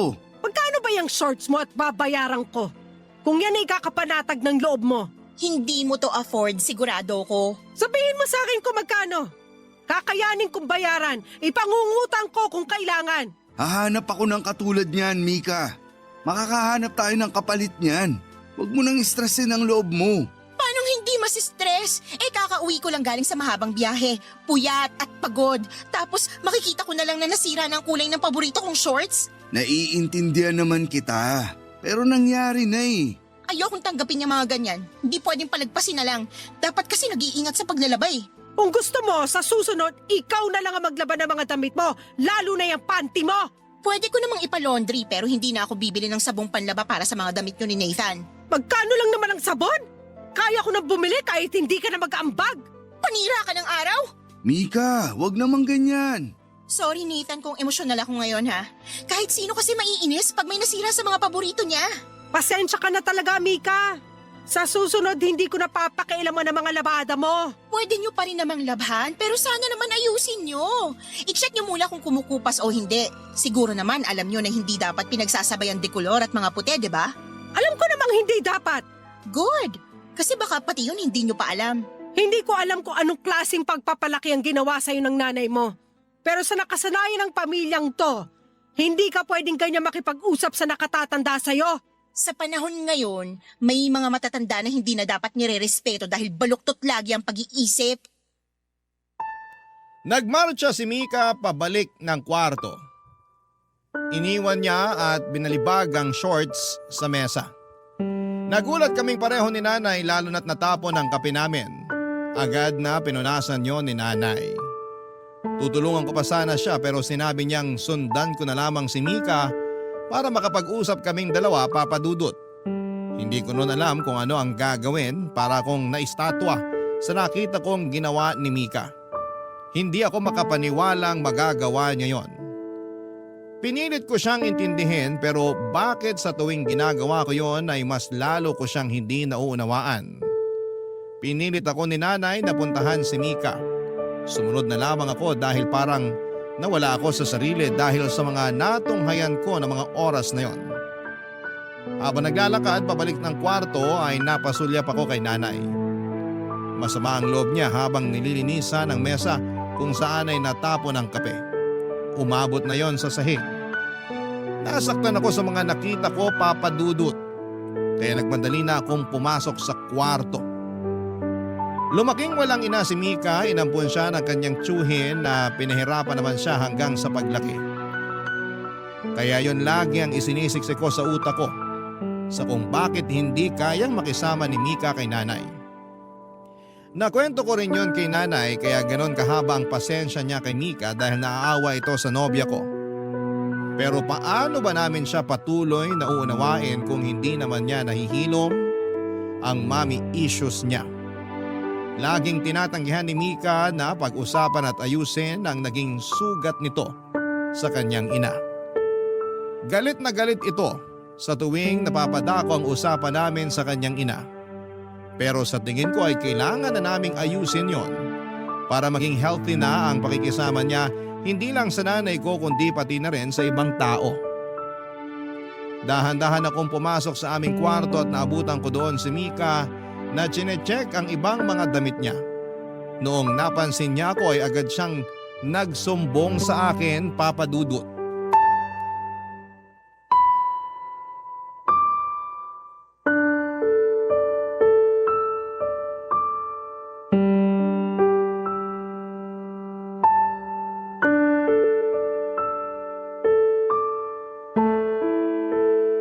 Kumusta ka? Naiinis pa rin, obvious ba? Hindi mo naman kailangang magalit ng ganun para lang sa shorts. Nilalang mo ang shorts ko ay pinaghirapan kong bilhin yon sa Singapore. Naiintindihan ko naman. Pero ang hindi ko maintindihan kung paano mo kinumpronta ang nanay ko. So kinakampihan mo na siya ngayon, kahit alam mo na siyang mali? Nagkamali si nanay sa paglalaban ng shorts mo. Pero mali rin ang pagsagot mo sa kanya. Hindi obligasyon ni nanay na laban ang mga damit mo. Pero dahil tinanggap ka niya sa bahay namin, kaya dinamay na rin niya ang labada mo. Parang utang na loob ko pang pagpapatira mo sa akin dito ah. Sino bang namilit sa atin na magsama na tayo? Di ba't ikaw naman? At hindi ko pinagsisisihan yun. Masaya ako na kasama ka sa iisang bahay. Pero sana, matuto ka rin makisama sa mga mahal ko sa buhay. Paano naman ako? Bakit hindi ako pinapakisamahan ng nanay mo? Pinapakisamahan ka naman niya. Masyado lang malalim ang sugat ng pag-abandona sa'yo ng nanay mo. Kaya negative lagi ang tingin mo sa tuwing may nanay na lumalapit sa'yo. Ibabalik mo na naman ba yung mommy issues ko? Kasi gusto kong ayusin mo na yan. Para rin naman sa sarili mo eh. Wala kang alam kung ano pinagdaanan kong hirap nung inabandona ako ng nanay ko. Kaya wala ka rin karapatang pilitin ako para ayusin kong sugat na hindi naman ako may gawa. Oo, andun na tayo. Mali ang nanay mo sa pag-iwan niya sa'yo. Pero tandaan mo na responsibilidad nating hilumin ang mga sugat natin para hindi na tayo makasugat ng ibang tao. Para sa ikabubuti din natin yun. Nilaso na naman ang nanay mong utak mo. Ha? Paanong nadamay dito si nanay? Sarili kong pananaw to. Magkampihan pa kayo. Lagi nyo na lang ako pinagtutulungan dalawa. Akala nyo ba hindi ko napapansin yon? Paano bang pinagtutulungan? Ikaw lang ang nag-iisip niyan. Sobrang lalim na ng issues mo, Mika. Sige, i-gaslight mo pa ako. Hindi kita ginagaslight. Ikaw na nga itong nagsabi sa akin dati na hirap kang makisama sa mga nanay dahil di mo alam kung paano magkaroon ng isang ina. At ginagamit mo pang trauma ko para i-gaslight ako? Ang galing mo naman. Akala ko totoong mahal mo ako. Hindi pala. Mahal kita. Kaya gusto kitang suportahan kung sakaling plano mo ng talikuran ng issues mo. Mahal na mahal kita, Mika. Kung mahal mo ako kakampihan mo at hindi ang nanay mo. Hindi naman pwede yan. Ganyan ka ba kamamas boy? Lumulugar lang ako sa kung ano ang tama. Ilugar mo ko ng tama sa buhay mo. Sino bang pipiliin mo? Ako o ang nanay mo? Bakit kailangan nating umabot dyan? Nanay mo o ako? Mika, Patunayan mo sa akin na akong pinakamamahal mo sa lahat. Lagi mo sinasabi yun sa akin, di ba? Nanay mo o ako? mahal kita, Mika. Nanay mo o ako? Mamili ka! Si nanay. Uulitin ko! Nanay mo o ako? Sorry, Mika. Piliin mo ako! Pinili kita noon. Si nanay naman ang pipiliin ko ngayon. Tinitigan ako ni Mika at hindi siya makapaniwala na pinili ko si nanay kesa sa kanya.